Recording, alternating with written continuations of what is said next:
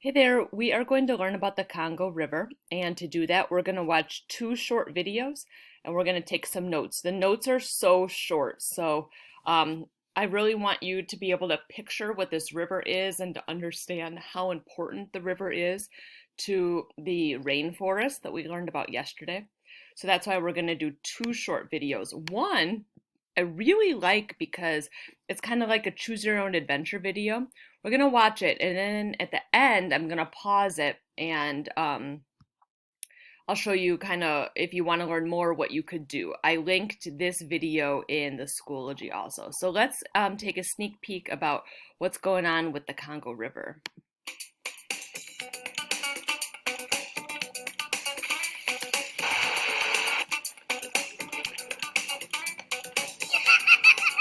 The Congo is one of the world's great rivers, flowing for thousands of kilometers. Come with us on this interactive expedition up the river and into the heart of Africa. There are few places on the planet where rivers run as fast and as hard as the Congo does here as it approaches the sea. A hydroelectric power station built here could provide electricity for the whole of Africa. It would produce twice as much power as any other hydro plant on Earth. That is how rich the Congo could be if the resources were put to good use. For centuries, the Democratic Republic of the Congo has had its resources plundered and has been ravaged by war. The DRC is the size of Western Europe. We're following the river from the Atlantic Ocean to its furthest reaches. So we haven't learned this yet, but there's a country that takes up a lot of the Congo, and it's called the Democratic Republic of Congo. There's also a country you can see here to the northwest called the Republic of the Congo, and these countries have been warring for many years, and they split into two. So the river is the starting point of the river is actually the Atlantic Ocean. And so let's see what happens as we travel along the river. Passing through its chaotic capital city, Kinshasa, you can choose where you'd like to go. Explore its history, life on the river, visit the war-torn East, meet rare gorillas, and find out just how rich this country could be. The rapids block our way just 100 kilometers from the sea, so we need to get round them.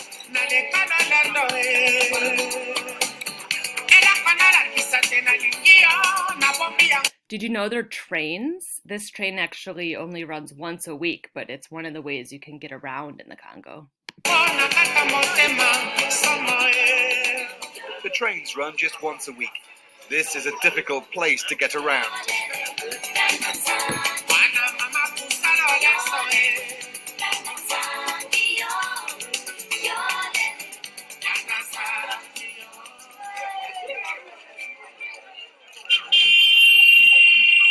Kinshasa, the country's capital. It's one of Africa's biggest and fastest growing cities. 2/3 of the population are under 25. And after long delayed elections, change is coming. Joseph Kabila's been president since 2001, but he's standing down. Something new and vibrant could be emerging. Now choose where you'd like to go next. Hunting with the pygmies at Boyanga village, or to a former president's ruined jungle palace in Badalite. So if you click on this in the Schoology link, then you can go to the next video. I was watching this video, which was actually pretty interesting.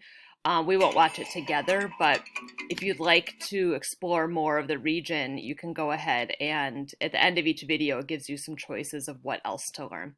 So hopefully what you learned from that is the Congo River goes through a country called the Democratic Republic of Congo.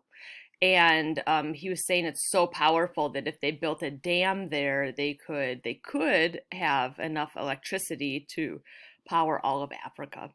There's another video I want you to watch, and this one's short also, about the country of the Democratic Republic of Congo.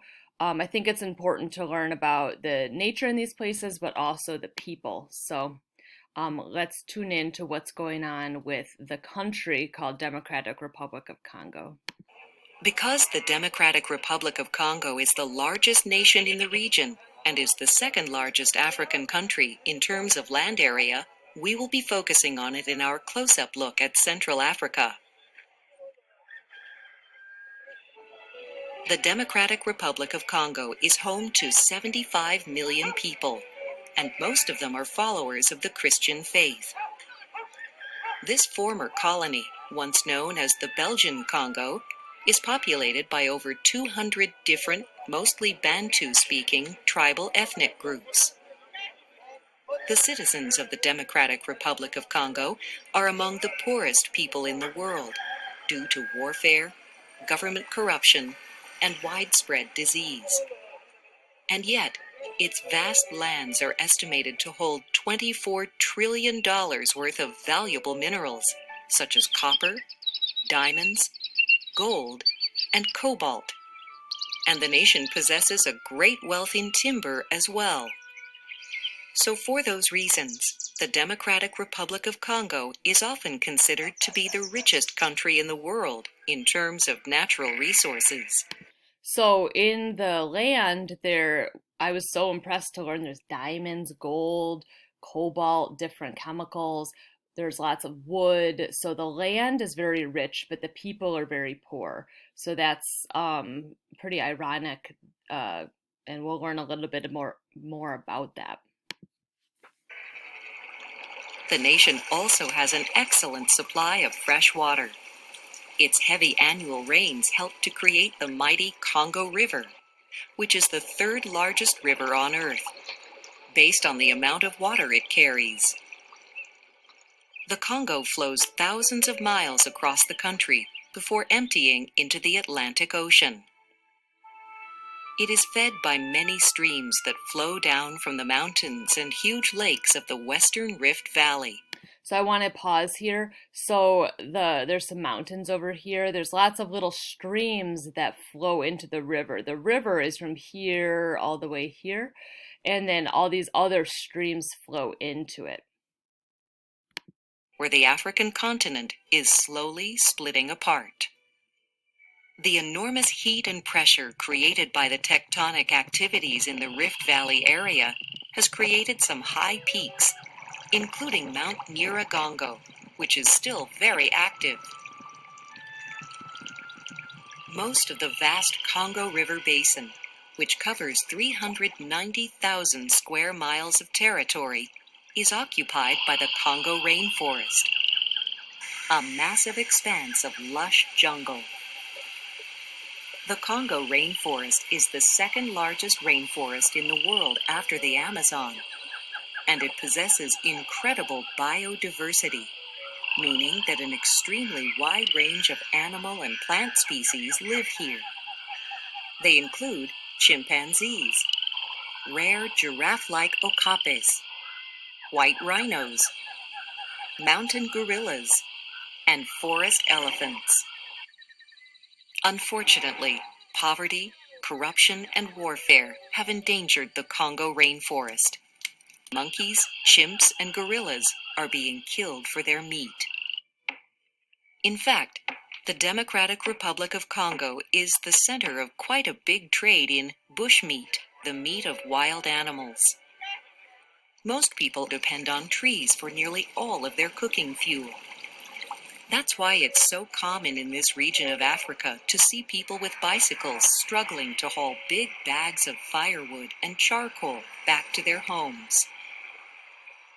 Naturally, with millions of people cutting down trees to use for cooking fuel, it's not surprising that the rainforests in the western and central region of Africa may be in danger of disappearing in the not-too-distant future.